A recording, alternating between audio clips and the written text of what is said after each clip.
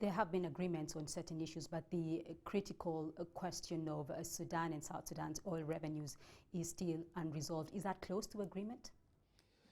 No, in the next round of negotiations, we will come back to that. The matter was discussed during this last session.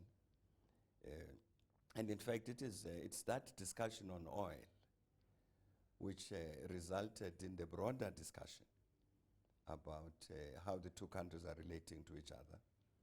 Because when we met now, when the delegations met, they made their proposals about how to resolve this oil issue, but we're clearly very far apart.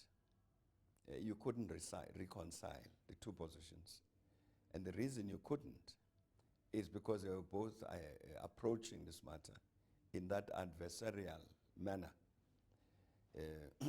So we will come, at the next session, we will come back to the oil thing in this new context, in the context of a new spirit, a new methodology, which will say we are partners, not adversaries.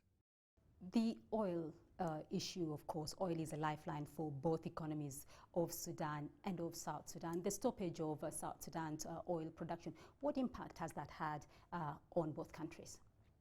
Well, both governments say that this has had a very negative impact on both of them.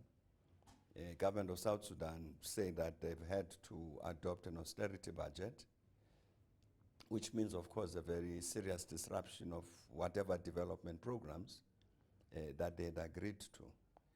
And they would indeed like the government of South Sudan to end this so that the oil production resumes as quickly as possible. Because this level of austerity for a new country, they can't afford it. The government of Sudan is also saying a similar thing, that it's in the interest of the government of Sudan that South Sudan should continue to use the oil infrastructure that's in the north, including exporting through Port Sudan, and that they would earn some revenues from the use of that oil, infrastructure.